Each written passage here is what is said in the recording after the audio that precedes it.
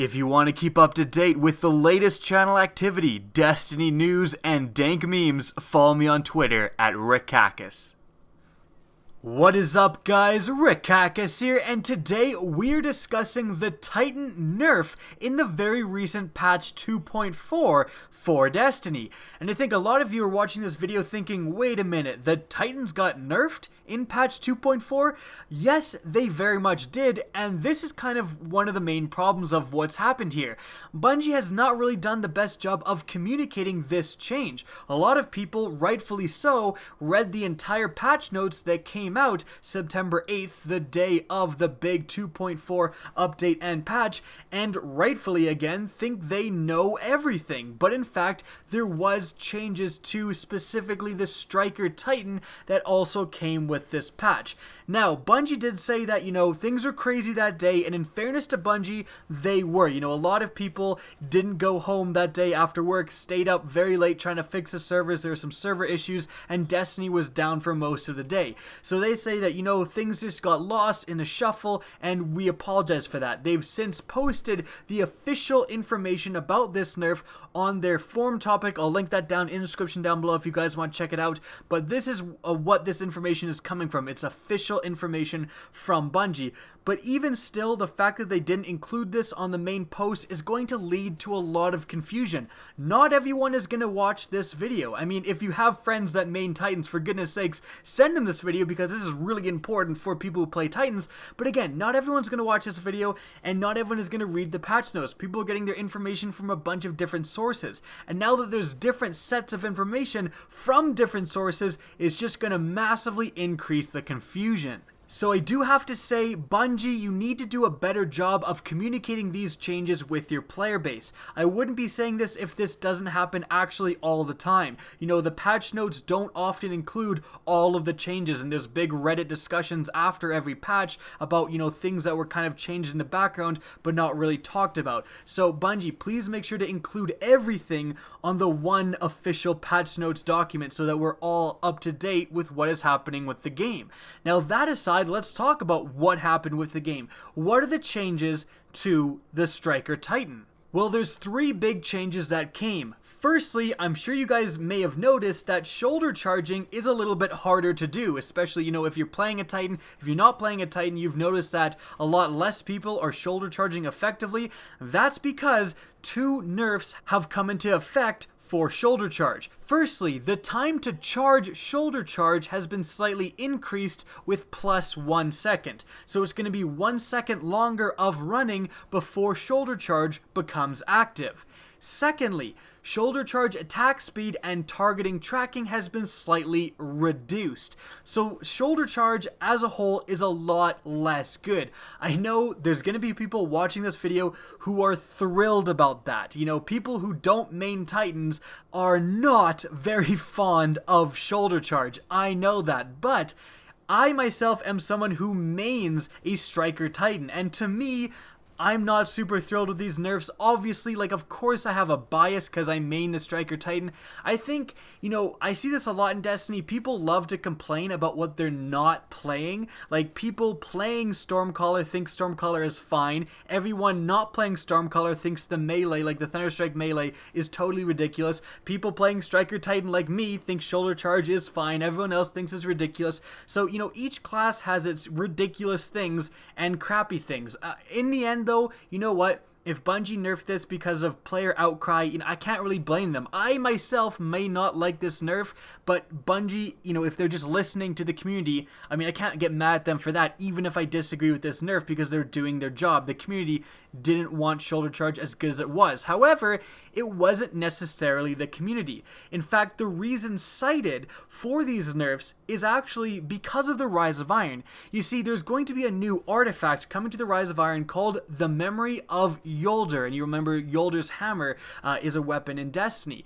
Now, this artifact is actually going to eliminate the sprint delay for Titans, is kind of how they talked about this. So basically, Bungie is saying that it's going to make shoulder charge a lot more powerful. The people playtesting this stuff early, in the builds with the Rise of Iron stuff active, were saying that, look, this artifact with shoulder charge is insane. We need to do something about this. And so they dialed back shoulder charge. At least that's what they have said.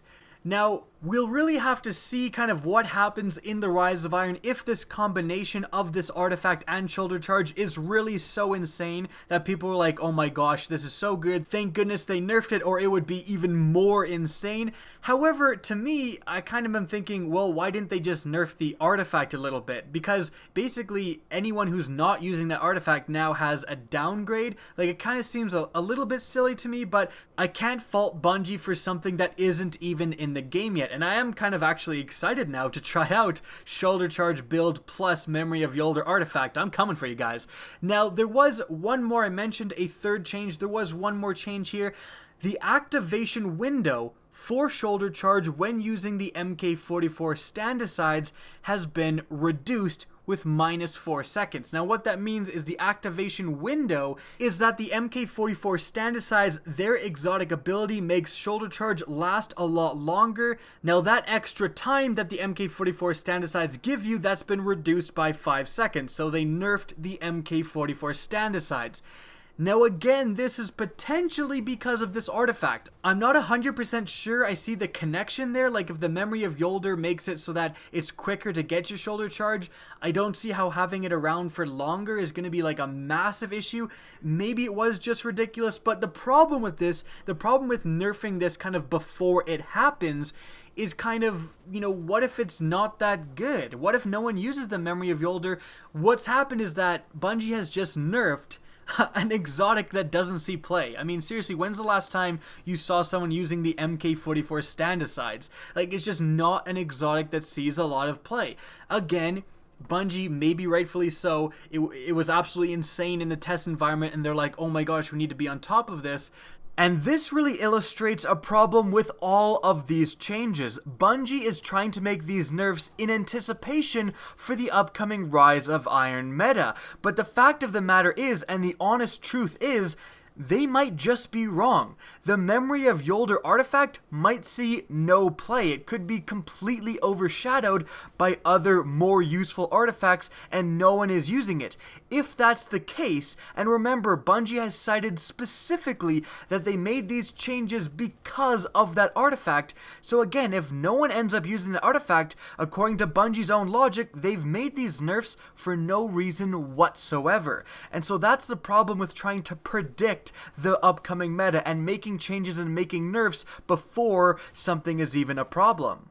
But I think this is kind of really showcasing a bigger problem in Destiny right now, and it's that we get these grand buffs and nerfs. We get these huge patches once every few months, and I'm not sure that's exactly the way to do it. If we look at other games like Black Ops 3, that game gets buffs and nerfs and patches, my goodness, it seems like every week. And in fact, you know, the Black Ops 3 players may actually be saying we get too many buffs and nerfs. That's the complaint they have, is that you can't get used to a weapon because the next week, you know, it's something different. It's worse or it's better or whatever.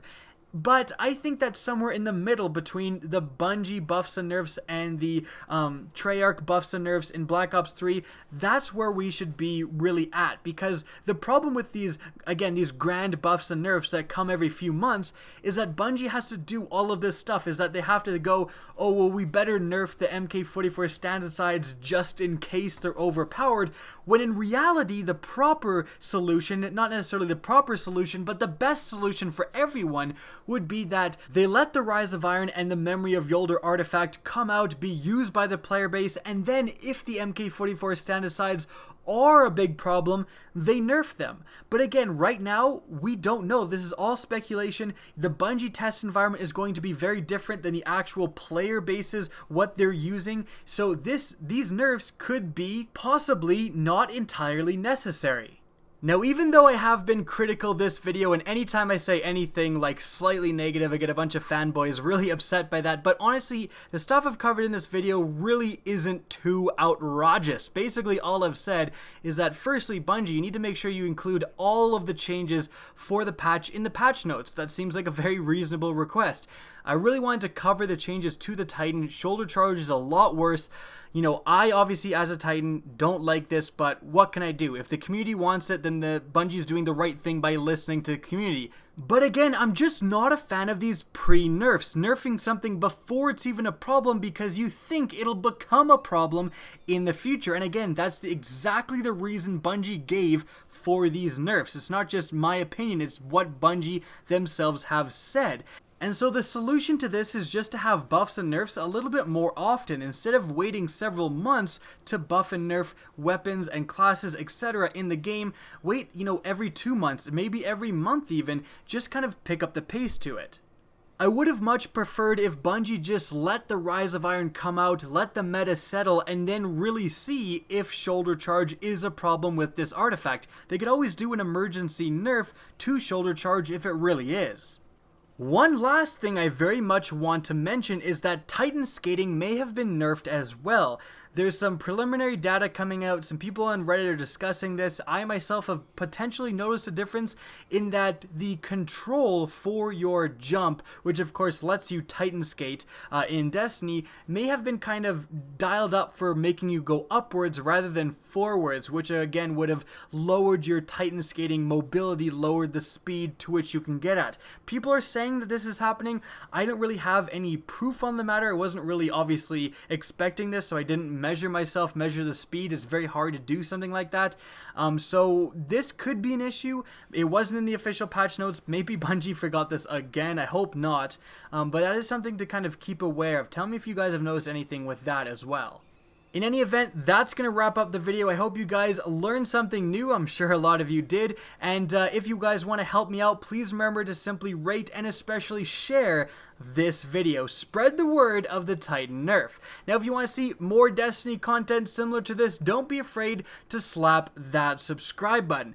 If you want to get in touch with me and keep up to date with the latest channel activity, the best way, of course, is to follow me on Twitter at RickHackis. That's linked in the description down below, as is my Twitch channel, which you can also follow. Again, I hope you enjoyed the video, and as always, have a good day.